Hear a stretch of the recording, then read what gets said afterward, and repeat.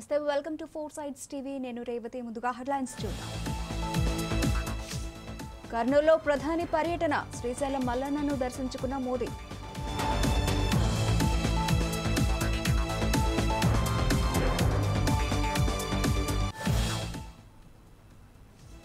November నుంచి క్షేత్రస్థాయిలో తనిఖీలు ప్రజలు మెచ్చేలా సుపరిపాలన అందిస్తామన్న సీఎం.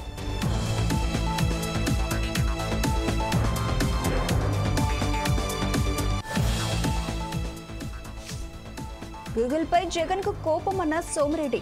మాజీ సీఎం జైలు జీవితం మొత్తం బయటకొస్తోందని వ్యాఖ్య.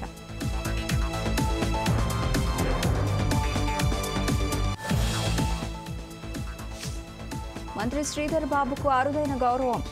ఆస్ బయోటెక్ కాన్ఫరెన్స్ లో కీలక ఉపన్యాసం చేసే అవకాశం.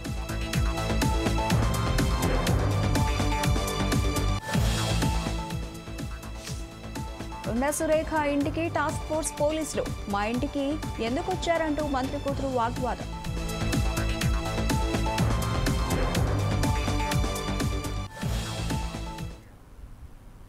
వీటికి డీటెయిల్స్ చూస్తే ఏపీలో ప్రధాని నరేంద్ర మోదీ పర్యటిస్తున్నారు. కర్నూలుకు చేరుకున్న ప్రధాని మోదీకి CM Chandrababu, deputy CM Pawan కళ్యాణ్లు ఘనంగా స్వాగతం పలికారు. ఈ పర్యటనలో భాగంగా శ్రీశైలం మల్లికార్జున స్వామిని ప్రధాని మోదీ దర్శించుకున్నారు. 13,430 కోట్ల రూపాయల విలువైన అభివృద్ధి ప్రాజెక్టులను ప్రధాని మోదీ ప్రారంభించారు. అలాగే డ్రోన్ సిటీకి శంకుస్థాపన చేశారు.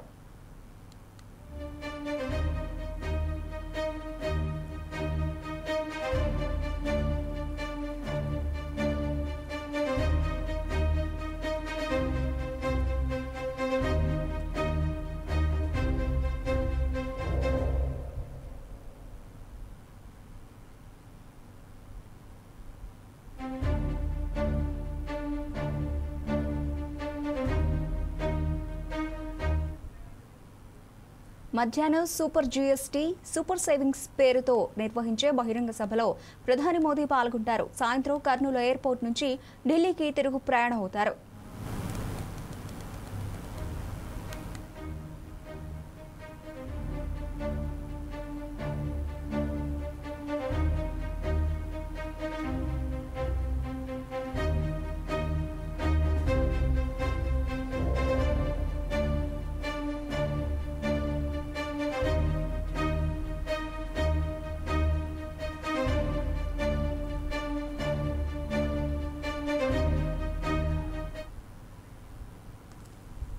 కూటమి ప్రభుత్వం అమలు చేస్తున్న పథకాలు, కార్యక్రమాల అమలు తీరు తెలుసుకునేందుకు నవంబర్ నుంచి క్షేత్రస్థాయిలో పర్యటిస్తానని ముఖ్యమంత్రి చంద్రబాబు నాయుడు స్పష్టం చేశారు. ప్రతి పౌరుడికి సంక్షేమ ఫలాలు ఎలా అందుతున్నాయో అనే అంశాన్ని తనిఖీ చేస్తానని అన్నారు.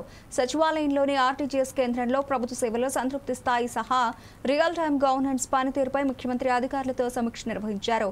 రాష్ట్రంలో ప్రజలు మెచ్చేలా సుపరిపాలన అందిస్తున్నామని, పాలనలో సుస్థిర విధానాలను అమలు చేస్తామని సీఎం స్పష్టం చేశారు. గత నెల 22వ తేదీ నుంచి నిర్వహిస్తున్న సూపర్ జీఎస్టీ, సూపర్ సేవింగ్స్ కార్యక్రమంలో భాగంగా జీఎస్టీ 2.0 సంస్కరణలతో ప్రజలకు కలిగిన ప్రయోజనాలు, లబ్ధి తదితర అంశాలపై ప్రజల నుంచి సేకరించిన ఫీడ్బ్యాక్ వివరాలను సీఎం పరిశీలించారు. నిత్యావసరాలు, ఇతర ఉత్పత్తులపై పన్నులు తగ్గిన అంశంపై గిరిజన ప్రాంతాల్లో మరింత అవగాహన కల్పించాలని సీఎం సూచించారు. దీపావళి పండుగ తర్వాత కూడా సూపర్ జీఎస్టీ ద్వారా పన్నుల తగ్గింపు, తద్వారా ధరలు తగ్గిన అంశాలను ప్రజలకు విస్తృతంగా తీసుకెళ్లాలని పేర్కొన్నారు. జీఎస్టీ 2.0 సంస్కరణల వల్ల కలిగే లబ్ధిని స్లైడ్స్ ద్వారా సినిమా థియేటర్లలో ప్రదర్శించాలని సీఎం సూచించారు.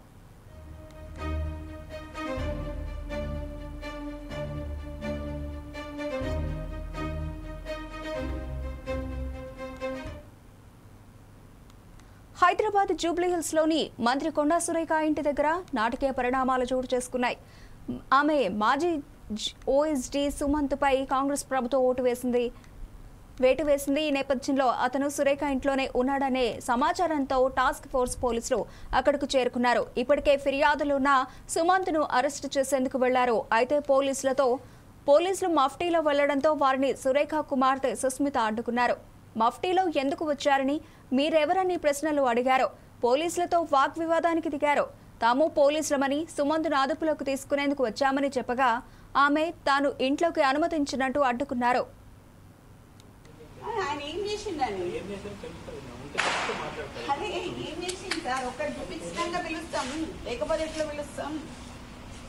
ఒకటి చూపియండి, తర్వాత పిలుస్తాం కదా. చూపియండి, show me some video, show orders నాకు ఆడియో వినిపియండి, ఒక వీడియో చూపియండి ఏదన్నా ఆయన మీద. ఇంతమంది పోలీసులు ఉన్నారు కదా సార్, ఇంతమంది అయితే ఉన్నారు కదా, చేయండి. మేమైతే చిన్నప్పటి నుంచి పోలీసు వాళ్ళతో లేకుండా అయితే లేం కదా సార్. వీళ్ళందరూ అయితే పోలీసు వాళ్ళే కదా, మీ వాళ్ళే కదా, మేము మాట్లాడియండి. మరి ఈడ పోలీసు వాళ్ళని పెట్టుకోండు, రాత్రి 2 గంటలకి వాని అపార్ట్మెంట్ పోలీసు వాళ్ళని పెట్టుడు, చేసింగ్లు చేసుడు, ఏంది ఏడుంటున్నాం సార్? కాంగ్రెస్ గవర్నమెంట్ ఉంటున్నామా లేకపోతే వేరే గవర్నమెంట్ ఉంటున్నామా? ఎట్లా కనిపిస్తున్నాం సార్? చూసి వస్తున్నాం లేదు. You have come to my house, come to నా ఇంటికి నువ్వు మఫ్తీలు వచ్చినావు. ఇక్కడికి మఫ్తీలు వచ్చి నేను మీరు అని పిలుస్తున్నా. ఇంకా నేను ఇంకా నువ్వు అని పిలవాలి. నిన్ను యూనిఫామ్ వేసుకొని వస్తే నేను మీరు అని పిలుస్తా. మఫ్తీలు వచ్చినావు కాబట్టి నేను అయినా మీరు అని పిలుస్తున్నాం మిమ్మల్ని. నాకు మీరు ఇట్లా మాట్లాడుతున్నారు కదా, నేను అట్లా మాట్లాడలేను సార్. ఈ మూల మీద మనుషులను పెట్టుడు, ఆ మూల మీద మనుషులను పెట్టుడు కరెక్ట్ కాదు. అది ఎందుకు పిలుస్తున్నారో అడగండి, నేను అప్పుడు పిలుస్తావా అని పిలవండి. మీకు ఫోన్ చేయండి, నేను ఉంటా ఇక్కడ, ఇంతసేపైనా పర్లేదు ఉంటా. మరోవైపు కావాలనే తమ తల్లిదండ్రులపై కుట్ర పన్నుతున్నారని మంత్రి సురేఖ కుమార్తె సుస్మిత ఆరోపించారు. కాంగ్రెస్ పెద్దలే ఇవన్నీ చేస్తున్నారంటూ సంచలన వ్యాఖ్యలు చేశారు. బీసీలకు ప్రాధాన్యం ఇవ్వాలని రాహుల్ గాంధీ అంటుంటే పెద్దలు తమను తొక్కేస్తున్నారని ఆవేదన వ్యక్తం చేశారు. తప్పులు చేస్తున్న బీఆర్ఎస్ నాయకులను వదిలేసి తమ మీద పడ్డారని ఫైర్ అయ్యారు. ఇప్పటికే తన తండ్రికి గన్మెన్ ను తొలగించారంటూ సుస్మిత మండిపడ్డారు.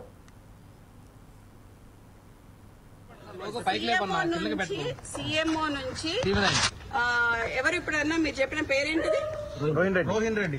ఆయన ఎవరు? సీఎం కి దగ్గర, మంత్రికి దగ్గరగా ఉంటాడు. అంతేనా? పక్కన ఉంటాడా?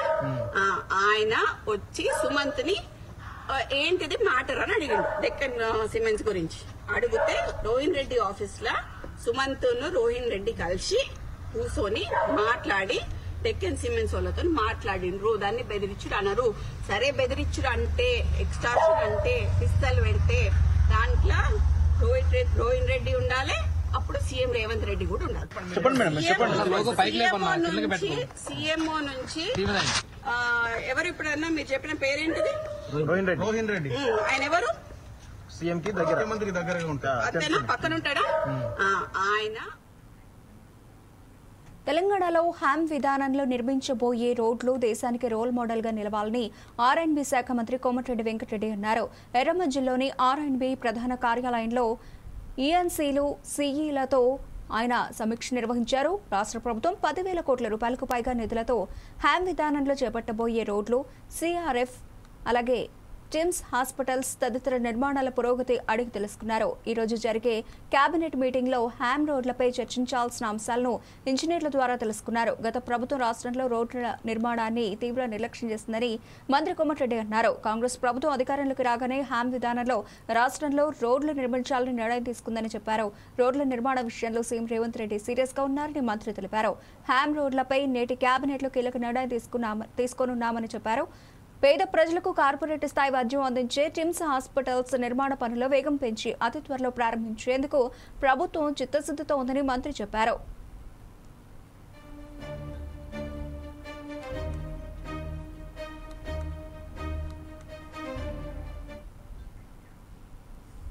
రాష్ట్ర ఐటీ పరిశ్రమల శాఖ మంత్రి దుద్దుల శ్రీధర్ బాబుకు అరుదైన గౌరవం దక్కింది. లైఫ్ సైన్సెస్ రంగంలో ఆసియా పసిఫిక్ ప్రాంతంలో అత్యంత ప్రతిష్టాత్మకంగా పరిగణించే ఆస్ బయోటెక్ ఇంటర్నేషనల్ కాన్ఫరెన్స్ లో కీలక ఉపన్యాసం చేసే అవకాశం లభించింది. ఈ నెల 21 నుంచి 24 వరకు ఆస్ట్రేలియా లైఫ్ సైన్సెస్ అత్యున్నత నిర్ణాయక సంస్థ ఆస్ బయోటెక్ విక్టోరియా రాష్ట్ర ప్రభుత్వ సంయుక్త నిర్వహణలో ఈ సదస్సు జరగనుంది. మెల్బోర్న్ లో జరగనున్న ఈ ప్రతిష్టాత్మక సదస్సులో భారత్ నుంచి ప్రసంగించే అవకాశం శ్రీధర్ బాబుకు మాత్రమే దక్కింది. 2 ఏళ్లలో తెలంగాణ లైఫ్ సైన్సెస్ రంగం సాధించిన పురోగతి, భవిష్యత్తు ప్రణాళికలు, అవకాశాలు, ఇక్కడ పెట్టుబడులు పెట్టేందుకు ఉన్న అనుకూలతలపై ఆయన ప్రసంగించనున్నారు. ఆస్ట్రేలియా కాన్సల్ జనరల్ హిల్లరీ మెక్విజీ మంత్రి శ్రీధర్ బాబును ప్రత్యేకంగా కలిసి ఆహ్వానించారు. సీఎం రేవంత్ రెడ్డి మార్గనిర్దేశంలో గ్లోబల్ ఫార్మా, బయోటెక్నాలజీ, మెట్రిక్ ఆవిష్కరణ హబ్గా తెలంగాణను తీర్చిదిద్దేందుకు మంత్రి శ్రీధర్ బాబు చేస్తున్న కృషిని ఆమె ప్రత్యేకంగా అభినందించారు. ఆస్ట్రేలియా, తెలంగాణ మధ్య ద్వైపాక్షిక సంబంధాలను మరింత బలోపేతం చేసేందుకు చొరవ చూపాలని కోరారు.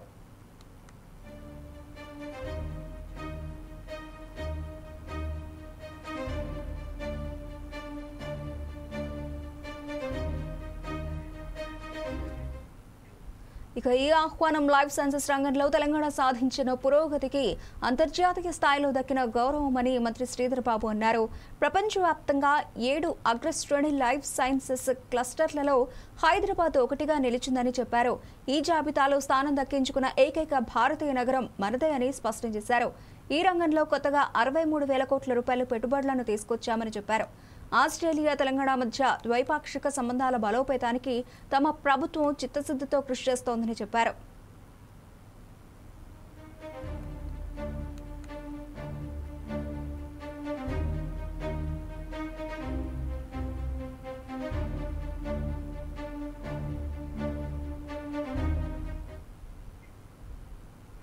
గూగుల్ పెట్టుబడులపై ఆకట్టుకునేలా ఆంధ్రప్రదేశ్ ముఖ్యమంత్రి చంద్రబాబు ఆసక్తికరంగా ఓ ట్వీట్ చేశారు. వైజాగ్ పేరులో గూగుల్ లోగో ప్రతిబింబించేలా డిజైన్ చేసిన పోస్టర్ను ఎక్స్లో పోస్ట్ చేశారు. వైజాగ్లోని జీ ప్లేస్లో గూగుల్ లోగోను చేర్చి సముద్ర తీరాన్ని బ్యాక్గ్రౌండ్లో ఉంచి పోస్టర్ విడుదల చేశారు. $15 billion Google AI data centre పెట్టుబడితో దేశం చూపు వైజాగ్ వైపు చూస్తోందని సీఎం అన్నారు. దీన్ని ప్రతిబింబించేలా వైజాగ్కు గూగుల్ అంటూ వైజాగ్ పేరును గూగుల్ లోగోను పోస్ట్ చేశారు. సీఎం చంద్రబాబు ట్వీట్ వైరల్గా మారింది.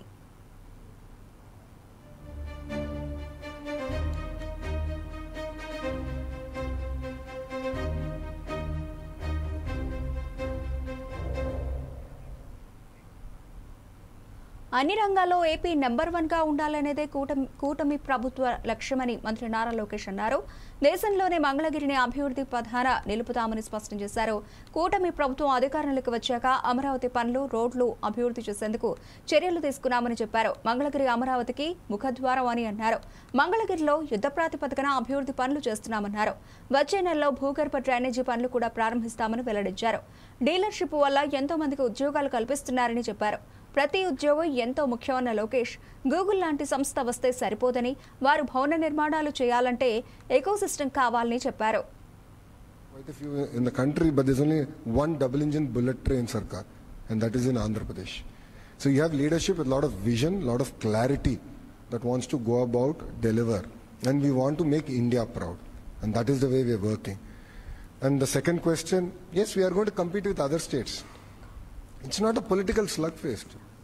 You know, when states compete, India wins. I know for a matter of fact that many states competed with Google on this investment. Even yesterday, on the day it was getting announced, there were few IT ministers who reached out to this leadership and said, you know, is it too late? We would love to pitch. You know, there's so much of competition, and I believe it's good. It'll get the best out of us. And I think it'll help the entrepreneurs net. When states start competing, it creates sort of vibrancy. It enables us to think outside the box. మాజీ మంత్రి సోమిరెడ్డి చంద్రమోహన్ రెడ్డి ఆసక్తికర వ్యాఖ్యలు చేశారు. గూగుల్లో 6,093 అని కొడితే Jagan Reddy jail జీవితం మొత్తం బయటకు వస్తుందని ఆయన అన్నారు. వైఎస్ వివేకానంద రెడ్డిని హత్య చేసిన వారిని గూగుల్ టేక్అవుట్ ద్వారా సిబిఐ గుర్తించిందని చెప్పారు. జగన్ అండ్ బ్యాచ్ నేరాల గుట్టురాటు చేసిందని, గూగుల్పై కోపం పెంచుకుని విశాఖకు గూగుల్ డేటా సెంటర్ రావడానికి జీర్ణించుకోలేకపోతున్నారని సోమిరెడ్డి విమర్శించారు. ఒక్క వైసీపీ తప్ప అందరూ స్వాగతిస్తున్నారు. కారణం గూగుల్లో 6093 అని కొడితే జగన్మోహన్ రెడ్డి జైలు జీవితం బయట వస్తుంది. అట్లే గూగుల్ టేక్అవుట్ ద్వారా వివేకానంద రెడ్డి హత్య కేసులో అసలు హంతకుల్ని సిబిఐ గుర్తించి వాళ్ళని పట్టించింది గూగుల్ సంస్థ కాబట్టి హంతకుల్ని పట్టించారు ఆయన వర్గాన్ని. దాని మీద బహుశా పెద్ద కోపం ఉండొచ్చు. మూడోది ఏంటంటే రాజా కరప్షన్ అని కొడితే గూగుల్లో తండ్రిని అడ్డం పెట్టుకొని 1,000 కోట్లు దోపిడీ చేసిన జగన్మోహన్ రెడ్డి అవినీతి చరిత్ర బయట వస్తుంది. అందుకని ఆ సంస్థ మీద కోపం. నేనేమంటానంటే ఈరోజు 1,33,000 కోట్లు అసలు గూగుల్ కంపెనీ ఇండియాలో ఆంధ్రప్రదేశ్కి రావటం కొత్తగా స్టార్ట్ అయిన ఒక స్టేట్లో రావటం, లోకేష్ బాబు కృషి, దాన్ని జీర్ణించుకోలేక నేను ఒక మాట అడుగుతాను, నీ సాక్షి పత్రికలో కానీ సాక్షి ఛానల్లో కానీ రాష్ట్రానికి ఇంత ప్రతిష్టాత్మకమైన ఒక సంస్థ వస్తుంటే ఒక చిన్న ముక్క కూడా రాయరా? ఒక చిన్న టెలికాస్ట్లో ఒక్క మాట చెప్పరా? ఆ సంస్థ రావటం ఆంధ్రప్రదేశ్కి మంచిదేనని 2 లక్షల మందికి ఉద్యోగాలు ఉపాధి కల్పించే సంస్థ రావటం, ఒక ఇంటర్నేషనల్ ప్రెస్టీజియస్ కంపెనీ మన రాష్ట్రానికి రావటం మీకు ఇష్టం లేదా? విశాఖ ఉదయపూర్లోని ప్రఖ్యాత పర్యాటక ప్రాంతాలను ఏపీ మంత్రి కందుల దుర్గేష్ సందర్శించారు. ఈ సందర్భంగా బోట్లో వెళ్లి కృత్రిమ మంచినీటి సరస్సు లేక్ పిచోలాను సందర్శించారు. అక్కడే ఉన్న జగ్ నివాస్, జగ్ మందిర్లను సందర్శించారు. అక్కడ కోట చారిత్రక వైభవాన్ని స్థానిక గైడ్స్ ద్వారా తెలుసుకున్నారు. అనంతరం ఉదయపూర్ మాన్సూన్ ప్యాలెస్ ను సందర్శించి కలిగి తిరిగారు.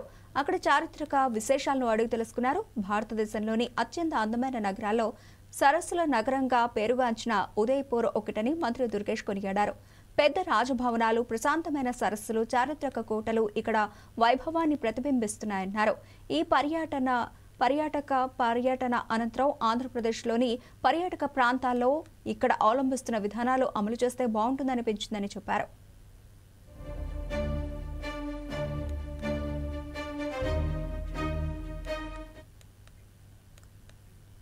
ఏటికొప్పాక బొమ్మలకు సాంకేతికత జత చేసి ప్రపంచ స్థాయికి తీసుకెళతామని జనసేన ఎమ్మెల్సీ నాగబాబు అన్నారు. కదిలే బొమ్మల తయారీ కోసం పరిశోధనలు కూడా జరుగుతున్నాయని చెప్పారు. ఏటికొప్పాకలోని సొసైటీ భవనంలో యలమంచిలి ఎమ్మెల్యే సుందరపు విజయ్ కుమార్ అధ్యక్షతన జరిగిన కార్యక్రమంలో నాగబాబు పాల్గొని కళాకారులతో మాట్లాడారు. డిప్యూటీ సీఎం పవన్ కళ్యాణ్ ఏటికొప్పాకపై ప్రత్యేక దృష్టి సారించారని నాగబాబు తెలిపారు. కూటమి ప్రభుత్వం ఏర్పడ్డాక అభివృద్ధి కార్యక్రమాలు చేపడుతున్నామని చెప్పారు. కూటమి ప్రభుత్వం ప్రతి కుటుంబానికి 25 లక్షల రూపాయలు ఇన్సూరెన్స్ ఏర్పాటు చేయనున్నదని వెల్లడించారు. ఏటికొప్పాక కళాకారులకు ఇది చాలా ఉపశమనం లాంటిదన్నారు. పెన్షన్ పొందడానికి అర్హులైన ప్రతి కళాకారుడికి పెన్షన్ ఇచ్చే విధంగా ప్రయత్నం చేస్తామని హామీ ఇచ్చారు.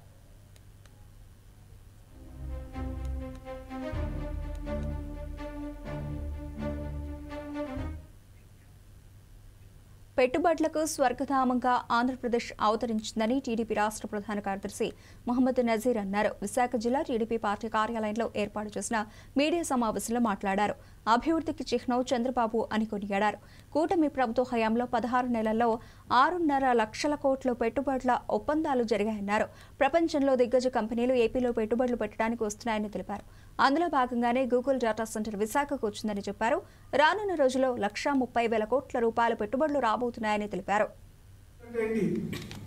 ఏ విధంగా బ్లడ్ బ్యాంక్ లో బ్లడ్ ని పొందుపరుస్తామో, అవసరాలకు వచ్చినప్పుడు ప్రజల బాధల్లో ఉన్నప్పుడు వాళ్ళకి ఉపశమనం ఇచ్చే బ్లడ్ అందిస్తామో బ్లడ్ బ్యాంక్. అలాగే మన దగ్గర ఎంతో డబ్బు ఉండిద్ది. ఆ డబ్బుని ఇంట్లో ఉంచుకుంటే ఎప్పుడు నిద్ర పట్టదు. సామాన్యుడు కానీ మధ్యతరగతి వాడు కానీ ఆ డబ్బు ఉండిద్ది. ఆ డబ్బు బ్యాంకులో పెట్టుకుంటే సుస్థిరంగా బ్యాంకులో ఉండిద్ది.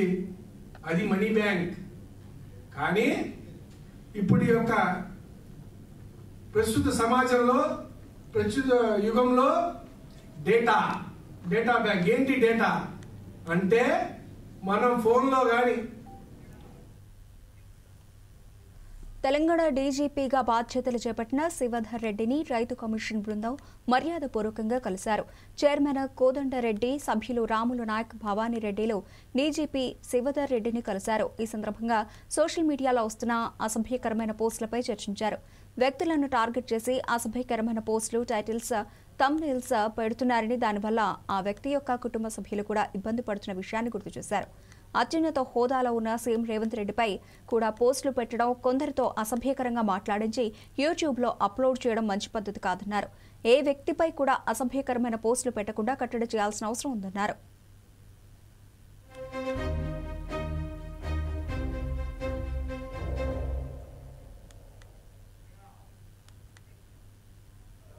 ప్రముఖ వ్యాపారవేత్త మైహా కృష్ణారెడ్డి మాతృమూర్తి పురిటిపాటి విజయలక్ష్మికి పలువురు రాజకీయ, సినీ ప్రముఖులు నివాళులర్పించారు. హైదరాబాద్లోని హైటెక్స్ లో జరిగిన సంస్మరణ కార్యక్రమానికి తెలంగాణ సీఎం రేవంత్ రెడ్డి, ఆంధ్రప్రదేశ్ గవర్నర్ అబ్దుల్ నజీర్, టాలీవుడ్ హీరోలు మెగాస్టార్ చిరంజీవి, వెంకటేష్ తో పాటు పలువురు ప్రముఖులు, రాజకీయ నాయకులు ఘనంగా నివాళులర్పించారు. మేఘా కృష్ణారెడ్డి కుటుంబ సభ్యులను పరామర్శించి సానుభూతి తెలిపారు.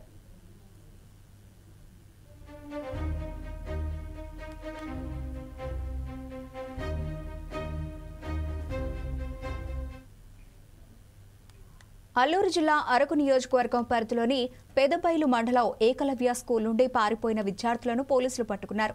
స్కూల్లో విద్యార్థుల అదృశ్యంపై పాఠశాల ప్రిన్సిపల్ అరకు పోలీస్ స్టేషన్లో ఫిర్యాదు చేశారు. దాంతో రంగంలోకి దిగిన పోలీసులు గంటల వ్యవధిలోనే పట్టుకుని తల్లిదండ్రులకు అప్పచెప్పారు. చదువు ఇష్టం లేక స్కూల్ నుంచి పారిపోయిన 3 విద్యార్థులు అని చెప్పారు. పారిపోయిన విద్యార్థులు అరకు సంత బయట ప్రాంతంలో గుర్తించినట్లు డీఎస్పీ షేక్ షాబాజ్ అహ్మద్ తెలిపారు. విద్యార్థులకు కౌన్సిలింగ్ ఇచ్చి వారి తల్లిదండ్రులకు అప్పచెప్పినట్లు తెలిపారు. దీని మీద వెంటనే మన దగ్గర ఉన్న వెహికల్ చెకింగ్ పాయింట్స్ అన్ని కూడా అలాట్ చేయడం జరిగింది.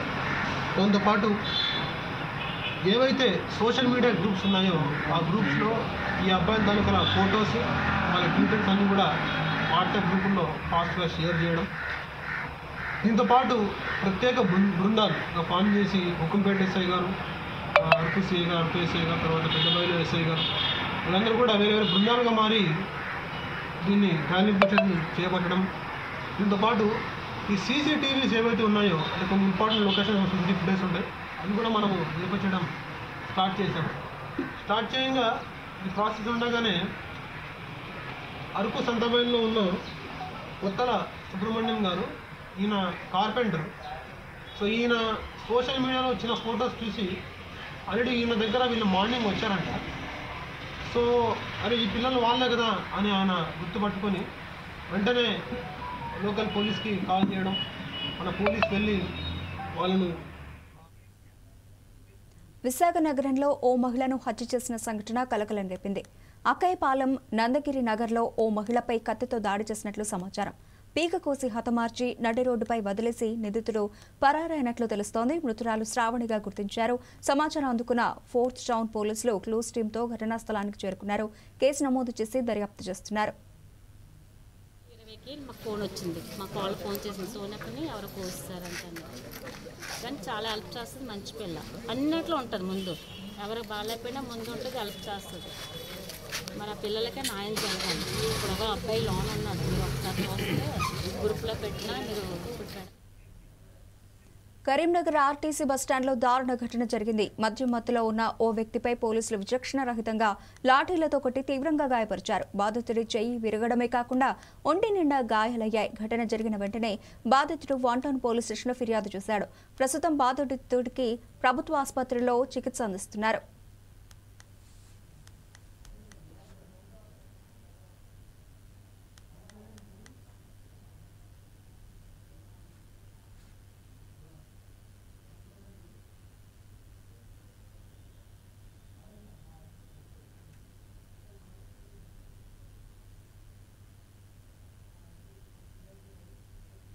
వైపు అంటే మేము అత్తానం పోతానం చూస్తారు. మమ్మల్ని ఎవరేం వాళ్ళు పోలీసులు చూసిర్రు. వాళ్ళు ఎవరెవరో దొంగతనం చేస్తే దొంగతనం కూడా చేయలే, ఎవరేమి ముట్టలే. మేము అత్త అంటే పోతా అంటే నన్ను కావాలని కానిస్టేబుల్ సార్లు నువ్వు వాళ్ళతో వెళ్ళిపోతాను వీళ్ళతో వెళ్ళిపోతానని నన్ను దొరకబట్టి నేను లాట్రూమ్లో మూత్రం పోతా అంటే మర్రబెట్టి నన్ను గుంజుకపోకుండా ఇలా గుద్దిరు. ఇది వరకు 10 రోజుల కింద. మళ్ళీ ఇప్పుడు దొరకబట్టి మళ్ళీ ఎటు పడితే అంటే ఘోరంగా కొట్టిరు సార్. ఏవన్నీ దెబ్బలు ఫ్రాక్చర్లు అయినాయి. నన్ను తనకు రాకు పవనుకో కానీ తన కొట్టిరు, ఇరగొట్టిరు. కొట్టిన వాళ్ళు మరి నేను రాకుంటే నన్ను జైల్లో తీసుకుపోగాని ఇట్లా కొట్టకూరు సార్ అంటే నీకెదురా మరి ఇచ్చుడని ఫుల్ కొట్టిరు సార్. కనీసం తల్లి తండ్రి అన్నదమ్ములు ఎవరు లేరు. ఆయన ఎప్పుడు డైలీ ఎప్పుడైనా బస్ స్టాండ్లో నిద్రిస్తాడు. ఆయన ఒక అనాథ కాబట్టి బస్ స్టాండ్లో తినడమో చేయడమో అక్కడ ఉంటాడు. అని బస్ స్టాండ్ పోలీసు వాళ్ళు ఏం చేసిరనంటే తనను విప్రాంతంగా కొట్టేసి 1 టౌన్కు తీసుకెళ్ళి మళ్ళీ 1 టౌన్ దగ్గర కూడా కొట్టి ఫ్రెండ్షిప్ పోలీసు అంటున్నారు. ఎక్కడ ఈ పోలీసు ఏంది మాదిరి బిడ్డను కొట్టడానికి పోలీసులు ఇంత ఎందుకు చేస్తున్నారు? కనీసం మరి ఆయన ఎవరు ఏంటిది మరి కనుక్కొని కనీసం వాళ్ళు చేసి పంపాలి. కానీ పోలీసులు కొట్టడం ఏంటి? పోలీసులు 1 టౌన్ పోలీసులు కూడా ఇవారు కూడా అలానే ఒక మైనర్ అబ్బాయిని కూడా అలానే కొట్టారు. అంటే ఇది కొట్టే కారణం ఎక్కడ ఉన్నది? ఎక్కడున్నాం మనం? ఏ రాజ్యాంగంలో ఉన్నాము? ఇది కంపల్సరీ సిపి గారు కంపల్సరీ ఇది యాక్షన్ తీసుకోవాలి. 1 టౌన్ పోలీసులు కంపల్సరీ యాక్షన్ తీసుకోవాలి. నా పేరు దొండ వరలక్ష్మి మాదిగా, నేను ఎంఆర్పీ జిల్లా అధ్యక్షుడు మహిళ. కనీసం తల్లి తండ్రి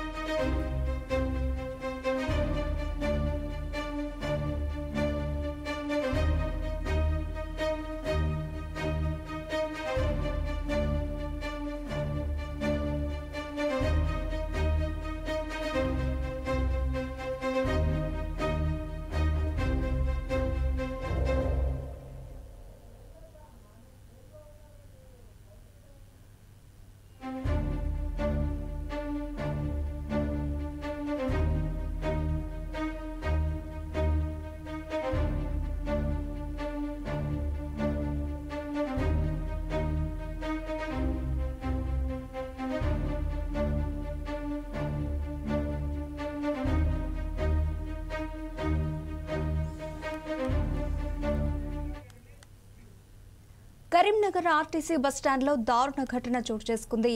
మద్యం మత్తులో ఉన్న ఓ వ్యక్తిపై పోలీసులు విచక్షణారహితంగా లాఠీలతో కొట్టి తీవ్రంగా గాయపరిచారు.